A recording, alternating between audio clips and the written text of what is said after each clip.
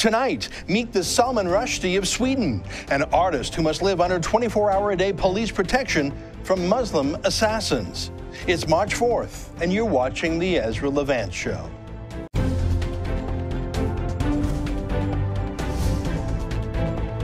Why should others go to jail when you're the biggest carbon consumer I know? There's 8,500 customers here, and you won't give them an answer. You come here once a year with a sign, and you feel morally superior. The only thing I have to say to the government about why I publish it is because it's my bloody right to do so.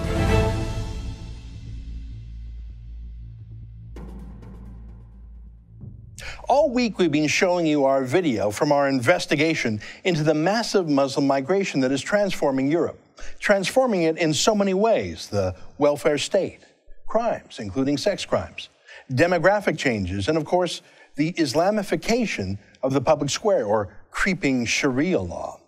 All week, we've focused on the Muslim migrants themselves. I've probably shown you a dozen little interviews, including several with Yazidis, who are a different religion, Yazidi refugees who have been attacked by Muslim terrorists in Iraq and now are threatened by Muslim migrants, even in Germany. But we're going to go in a different direction today. We're going to talk about 3 Scandinavians who have opposed the Islamification of their countries and how they have been punished for their views. Let me start with a street artist named Dan Park. He's a graffiti artist, really, a pamphleteer. He makes little pamphlets and glues them to walls throughout the city. Some of them are quite crude, some are rude, some are thought-provoking. Like all political art, everyone has different taste. Welcome to the world of graffiti. Of course, Park is a leftist. I think everyone in Sweden is, at least until they're mugged. That's a definition of a conservative, isn't it? A liberal who has been mugged. Well, Dan Park had made some challenging posters about Muslim migrants, the kind of people who were now coming to Sweden by the tens of thousands, hundreds of thousands, and changing the very essence of Sweden, not in terms of race, but in terms of culture and law and values and history and language and food and politics. So everything, really. I don't think Dan Park likes it, but he wanted to talk about it, frankly, and that's what graffiti usually does. So he was invited one day to show his art in an art gallery. Not every graffiti artist gets an invitation to a gallery. Well, I'll let Dan Park tell you the rest of the story. When the police come in after 50 minutes, they took 9 pictures, and it's because I have the N-word as a Negro on the pictures, so they just only take that. Now, you surprised me when you say the police came into a gallery and took things off the wall. I mean, I would never use the N-word in conversation, but as a piece of artistry, as an artifact, I mean, to take a picture, and it's almost like the picture was breaking the law. Did they say the picture was breaking the law? Yeah, I'd say it was hate speech. But, were you prosecuted? Yeah, they take me to the jail directly. So, went to jail? As a custody, as a häkte is the name. So I was sitting there before the prosecution. So. How long were you in custody? 3 months. 3 months in jail? Yeah. So for making a picture with the N-word? Yeah. So he was jailed. Literally jailed for drawing posters, jailed not by Muslim migrants or a Sharia court, but by the Swedish government. Swedish police arrested him. Swedish courts ordered his art to be destroyed, ordered him jailed. It looks like they're enforcing Sharia law, and yet they haven't even converted to Islam yet. That's Dan Park. Being jailed is one thing. Multiple assassination attempts are another. After the break, we speak to an artist whose work has put him on Al-Qaeda's hit lists. That's next.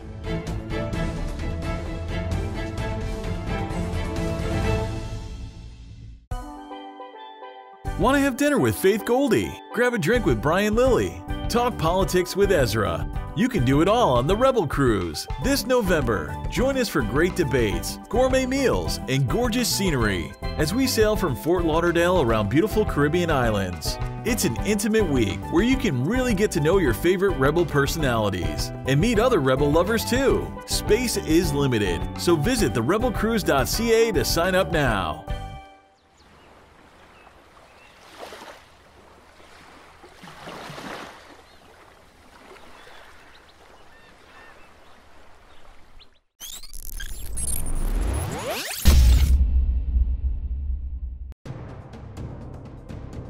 I love Alberta. I've lived here my whole life and I'm proud of it. I'm proud of our free market, pro-business, low-tax, do-it-yourself attitude. And now, I'm watching my province get destroyed. We've all had hints of the NDP's radical views in the past, but no one actually thought they'd ever run this province. Not even them. And now they are. And the worst is yet to come. I give my sad forecast for Alberta in my new ebook, The Destroyers, Rachel Notley and the NDP's War on Alberta.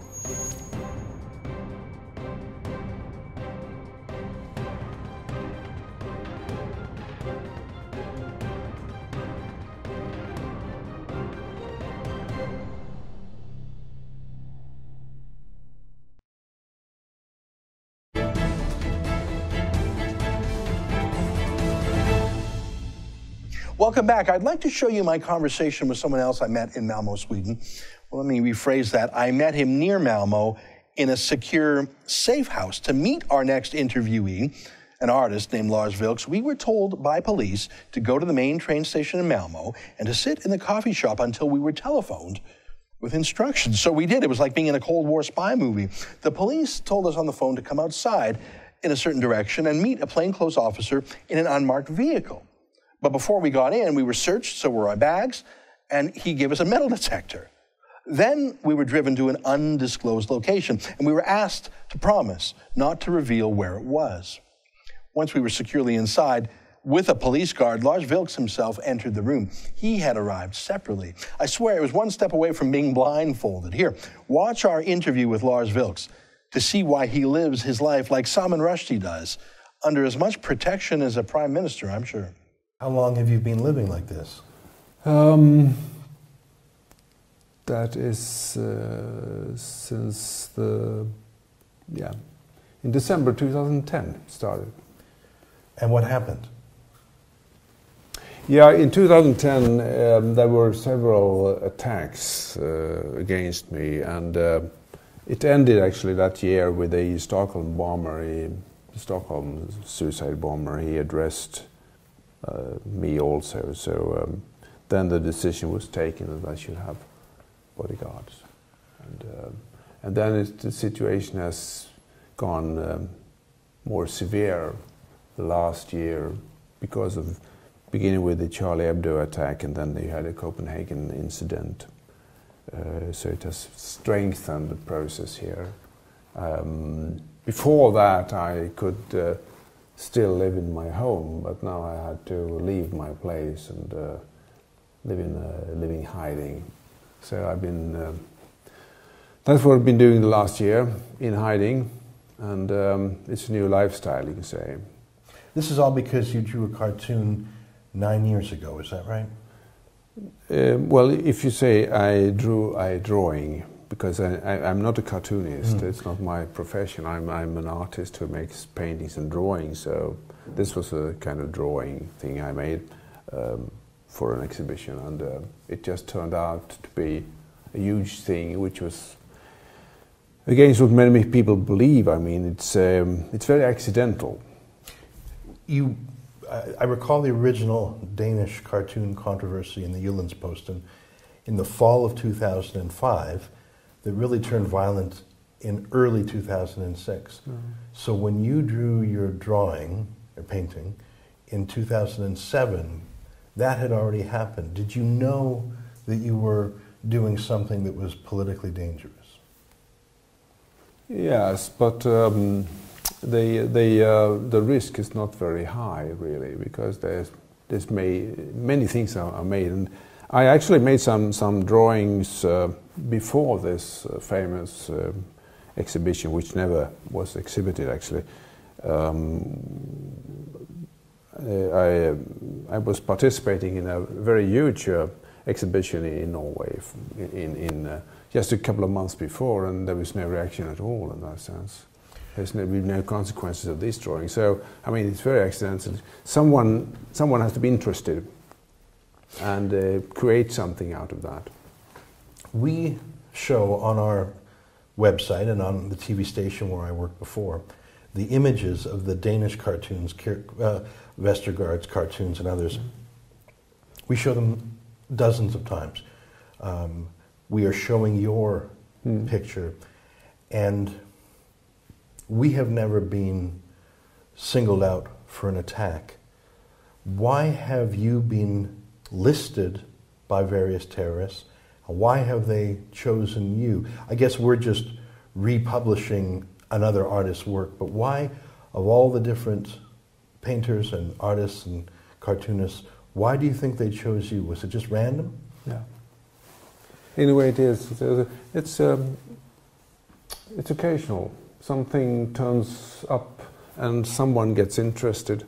If you follow the story here from the beginning, I mean the censorship at the exhibition when they were terrified, you can see that there's so many steps before someone actually takes.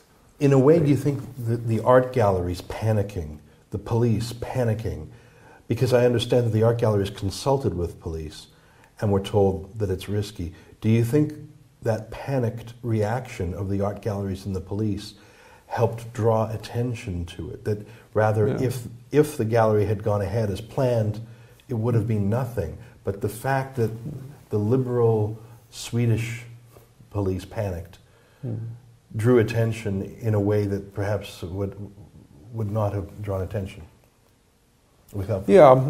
Probably it's correct, because when this was made, it started a debate, of course. Should this be the procedure? Is this acceptable?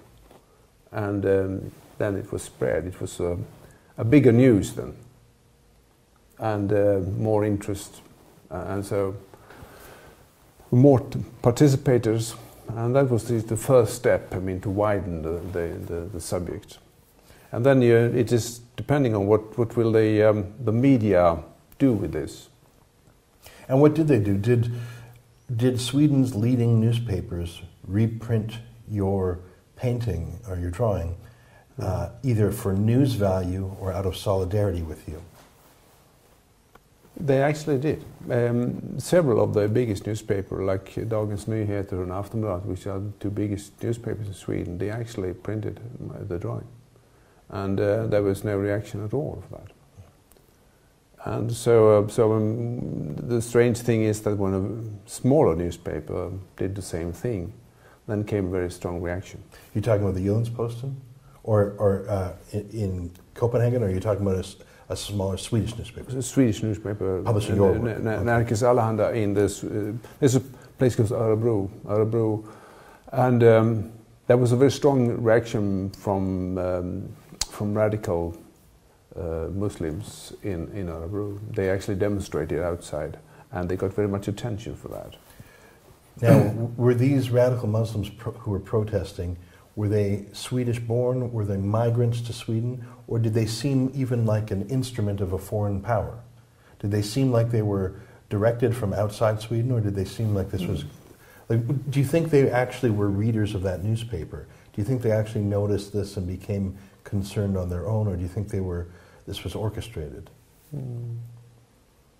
It's very difficult for me to say. I don't think it was directly orchestrated, but I think they had their opinions, and they had also connections, because what one thinks about that is that these people also had connections in the Mideast, and spread the news to that corner, because they then also started demonstrations in the Mideast.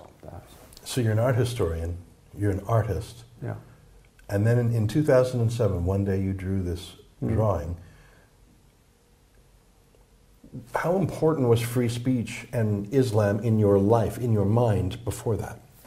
Well, it was, of course, freedom of speech is always important for an artist. I mean, that's what we have, and we have to fight for that. But it was not really a problem, but Islam was not and the situation was not a part of my interest. I was not at all involved, and that, I mean, when I suddenly entered this discussion, people found out that I had no background. Normally, you have a background, you have an agenda. Yeah. But I mean, there was nothing. So I was a mystery.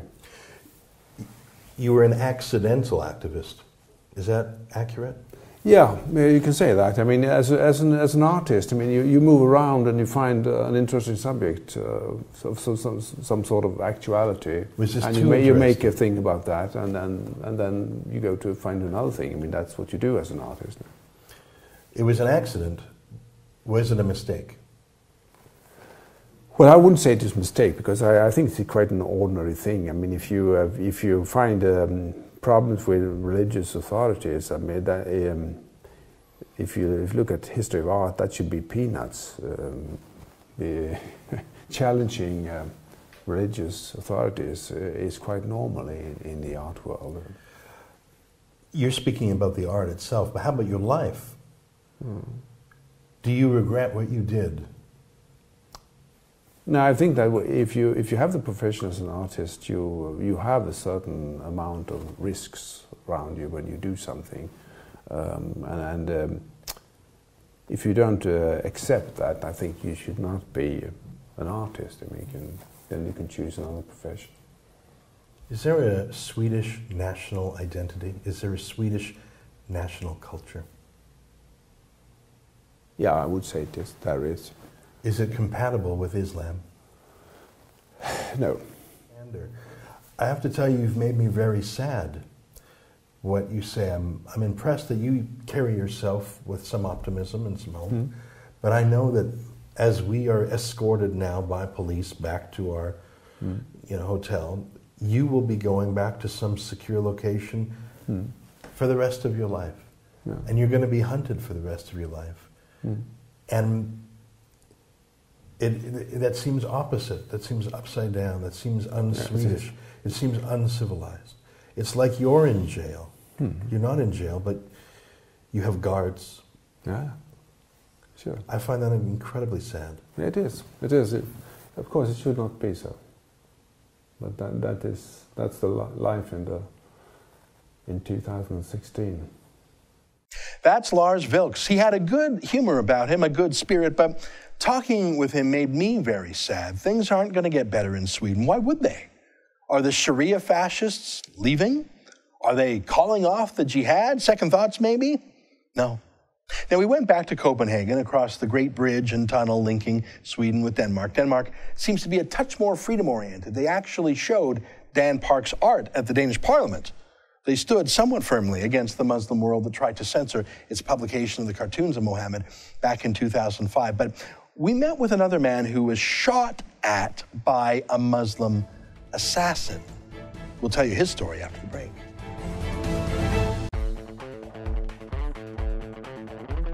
Looking for the perfect gift? Did you know the Rebel.media has a store?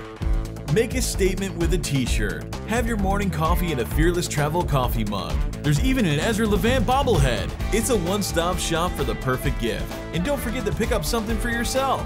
Go to therebel.media/store to find out more.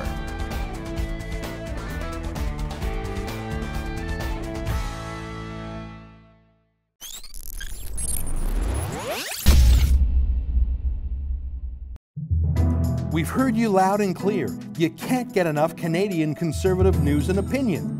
Why not check out our blog? It's all your favorite conservative bloggers together on a page called The Megaphone. Go to therebel.media/themegaphone or click on the Megaphone menu from our main page to check it out.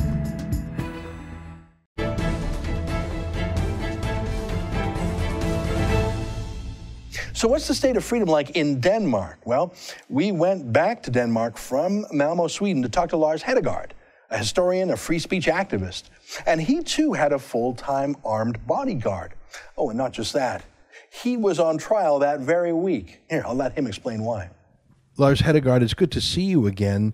You're the second person I've met on this trip who has to travel with security. That doesn't seem like a healthy democracy. No, it doesn't. Not only that, but I live in a house which is fitted like Fort Knox with all kinds of alarm systems and panic room, and so I'm protected around the clock, and I can't go outside the door without my menders. It's good to have protection, but another way of looking at it would be you're in a sort of prison and they're your jailers. I don't feel it that way. I would be more concerned if I did not have that protection, which, by the way, I only got after the assassinations in Copenhagen on the 14th of February last year. You know, the guy who killed 2 people in the street. Of course, I'm not criticizing the protection of you. I'm commenting on the fact that you're... Yeah, many people say that it must be like being in a prison. But I think it gives me more freedom than I would have. And these these guys are very good, very discreet, and I can go anywhere I want. I'm pleased to hear it, and I was in no way criticizing them. I was just remarking, in one day to meet... Understandable, yeah. To meet 2 different people who are under threat of assassination is absurd in a country. We were in Sweden when we met Lars Vilks. We're in Denmark today with you. And what was your, quote, crime that led to the, quote, fatwa against you? What did you do that caused people to try to kill you and that keeps you under guard to this day? Well, I can only assume that it was my general criticism of immigration and in particular Islam that really triggered this. Was it do you think it was your criticism of the Quranic story of Muhammad and his 6-year-old bride Aisha? That too. But of course, I've been in this game for the better part of 15 years, and have had to study hard to understand what Islam was all about. And I have not hesitated to write my opinion, speak my opinion. You know, it's unremarkable to criticize Christianity or Judaism or any other religion. Only Islam is a doctrine or philosophy that not only are people afraid to criticize, but they're afraid, I think, with good reason. Absolutely. I mean, you can say anything you want about, as you said, Christianity or Judaism, and people don't care. Tell me about the attempts on your own life. There was only one, which took place on the 5th of February 2013, when somebody dressed up as a postman came to my door and said he had a package.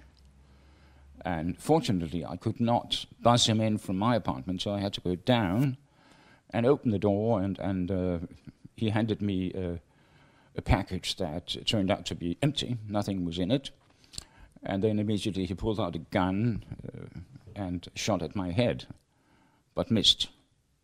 Just passed by my right ear, which is good because I'm deaf. So otherwise it would have shocked me, I think, or at least dazed me to some extent.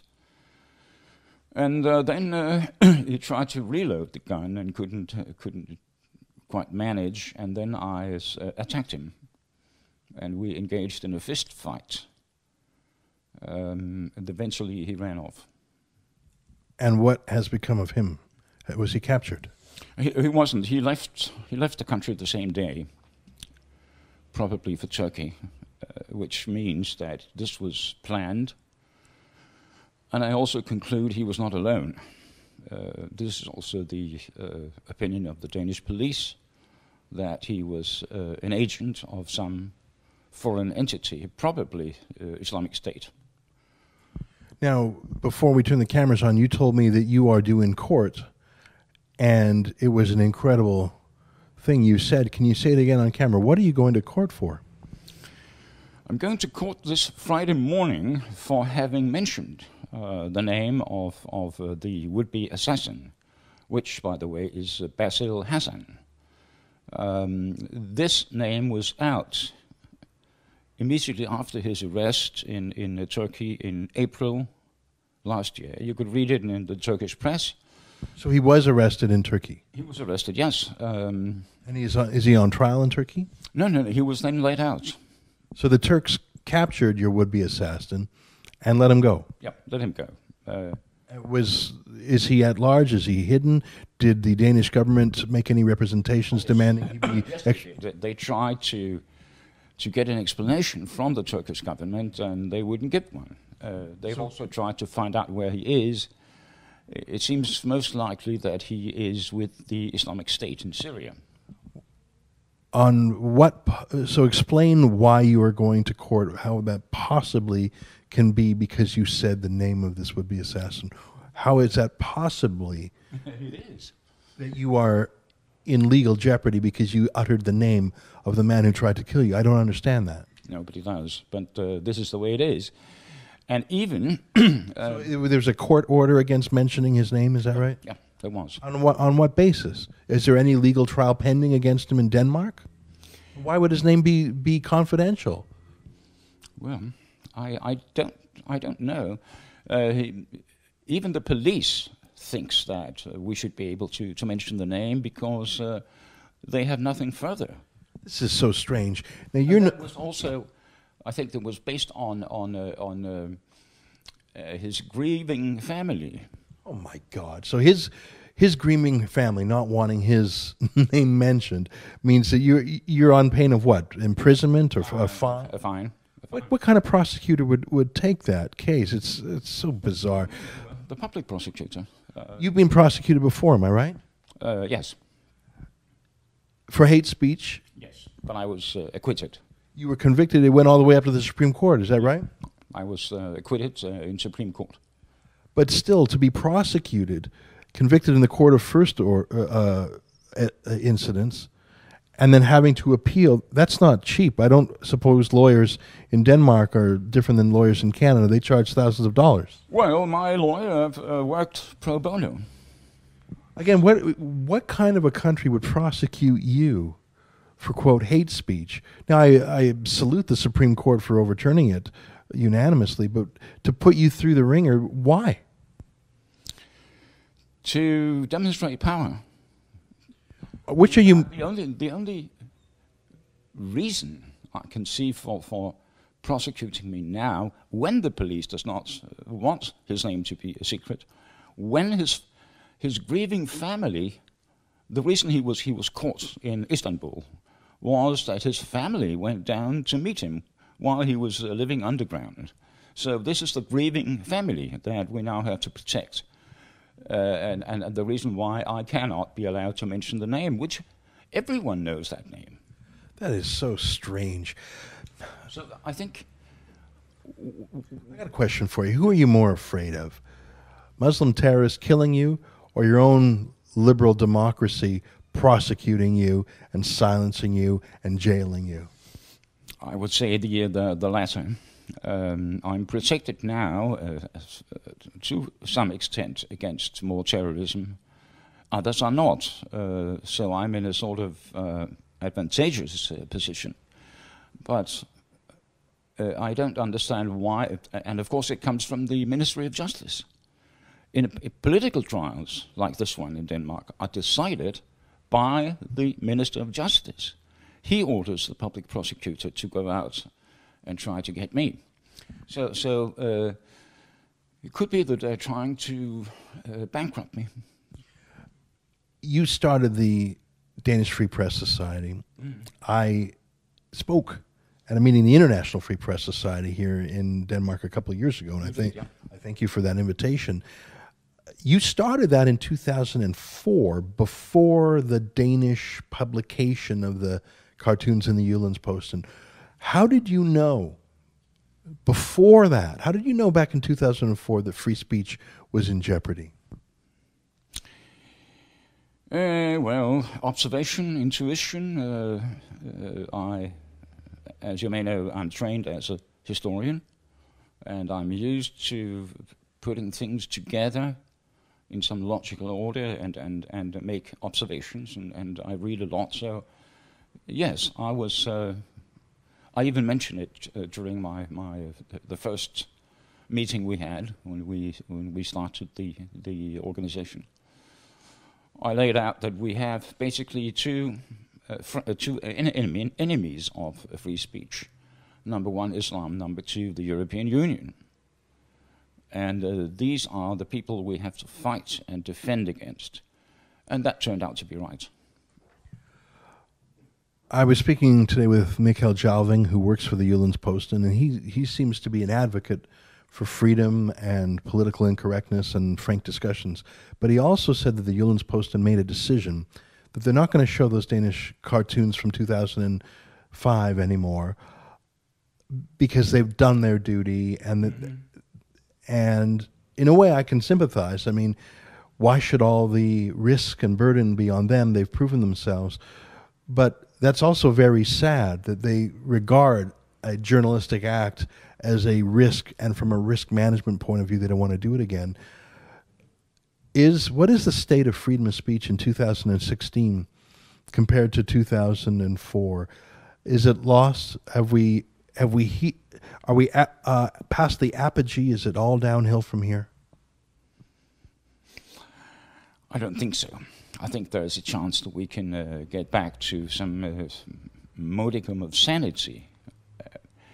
The interesting thing is that whereas the power holders, the politicians, and the lawyers and the judges are trying to squeeze us, at the same time the population seems to understand more and more of what's going on.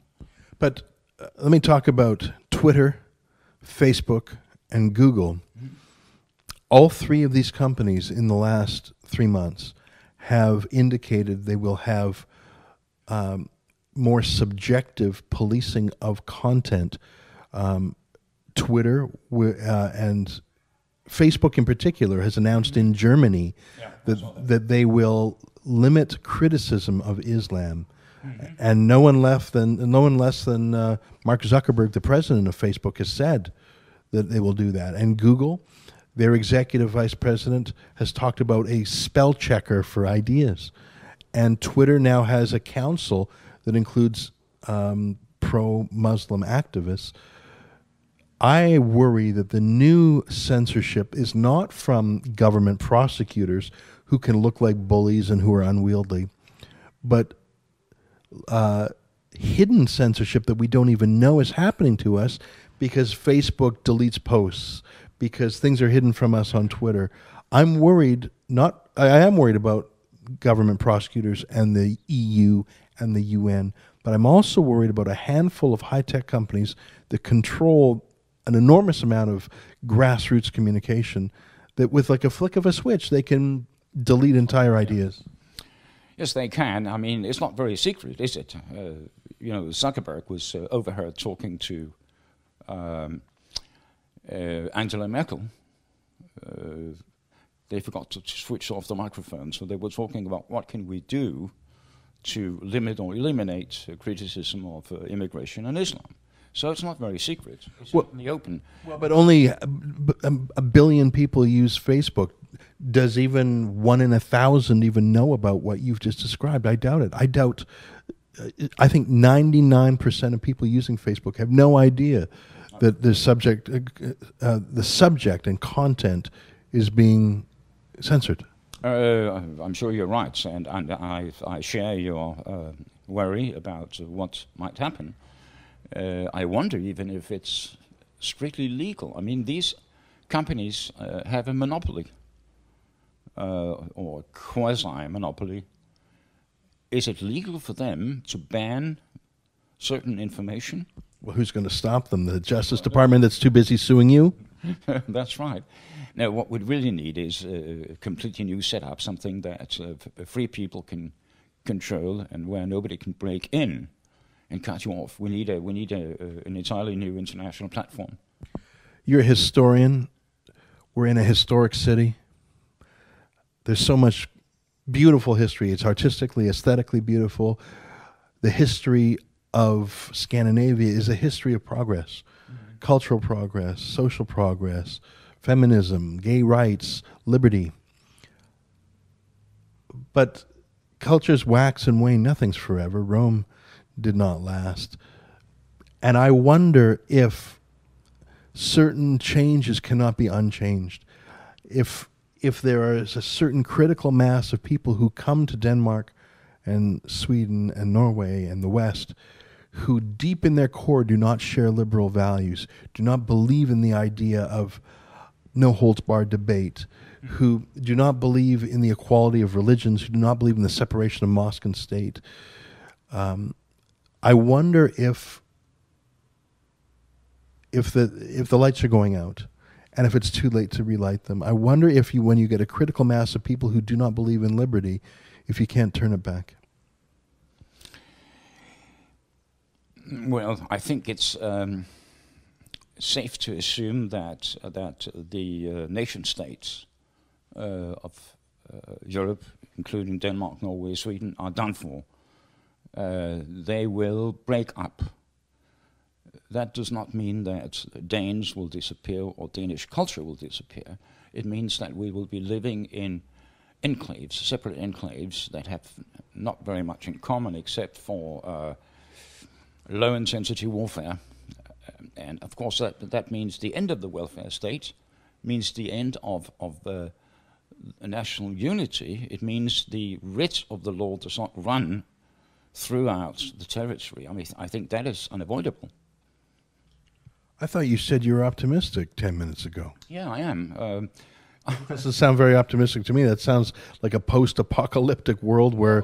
Compared to the other, the alternative, which would be a total takeover by some crazy imams, which of course is what, Ulbeck's latest novel is all about. He assumes that they will take over the whole thing and people will just submit. I don't think people will submit. I think that they will try to strengthen their own community and hold out as well as they can. So, yes, is that pessimistic? Yes, of course it is. But I mean, the alternative is even worse. Say, which is worse? Being shot at by a Muslim assassin or being convicted by your own Swedish or Danish courts, jailed in the case of Dan Park?